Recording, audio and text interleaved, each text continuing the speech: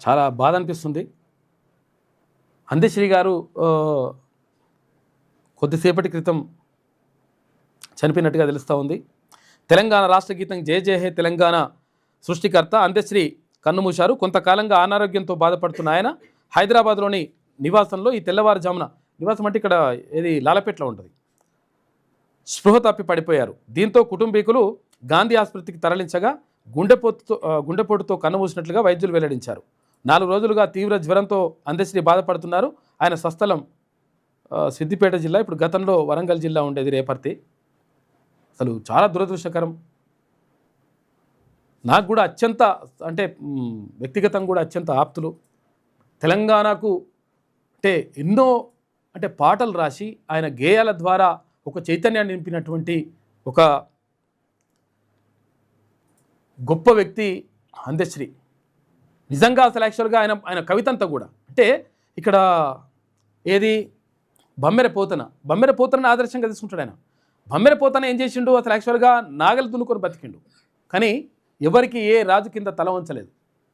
బాల రసాలసాల నవపల్లవ కోమల కావ్యకన్యకన్ గూరల కుచ్చియ పడుపుకూడు భుజించుట కంటే సత్కవులు హాలికులనేమి ఘనాంతర సీమ కందమూల కౌద్ధాలికులనేమి అని చెప్పేసి అక్కడ ఎవరు బమ్మెరపోతన అంటాడు.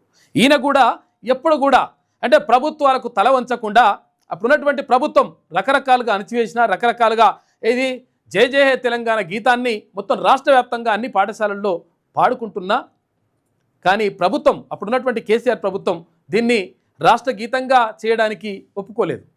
ఇప్పుడు ముఖ్యమంత్రి అంటే కాంగ్రెస్ ప్రభుత్వం ఏర్పడిన తర్వాత ముఖ్యమంత్రి రేవంత్ రెడ్డి రాష్ట్ర గీతంగా దీన్ని ప్రకటించారు. కానీ నిజంగా అసలు యాక్చువల్గా చాలా దురదృష్టకరం. ఒక మంచి కవిని, తర్వాత ప్రజాకవిని, ప్రజా వాగ్గేయకారుణ్ణి, మంచి గాయకుడు, ప్రజల కోసం పరితపించేటువంటి అందశ్రీ. నిజంగా చెప్పాలంటే కాకతీయ యూనివర్సిటీ నుంచి ఆయనకు కాకతీయ విశ్వవిద్యాలయం ఆయనకు డాక్టరేట్ను ప్రదానం చేసింది. నిజంగా చెప్పాలంటే అందశ్రీ ఎప్పుడు కూడా బడిలో చదువుకోలేదు, నిరక్షరాస్యుడు.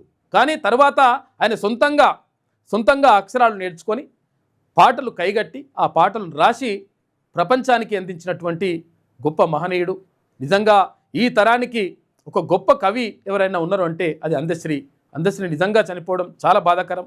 నాకు కూడా చాలా బాధగా అనిపిస్తుంది. ఎందుకంటే నేను ఉస్మానియా యూనివర్సిటీలో ఉన్నప్పుడు రెగ్యులర్గా ఆయన వాకింగ్కి వస్తాడు. వాకింగ్కి వచ్చినప్పుడు అక్కడ మా రూమ్ కూడా వచ్చేసి మేమిద్దరం డిస్కస్ చేసుకుంటుండే చాలా విషయాల పట్ల, ఎట్లా అయింది కవిత రాయాలి, ఎట్లా ఏం కథ అంటుంటే అవన్నీ కూడా చెప్తుండే. నిజంగా ఒక మంచి మనిషి. తర్వాత గొప్ప కవిని తెలంగాణ రాష్ట్రం కోల్పోయింది.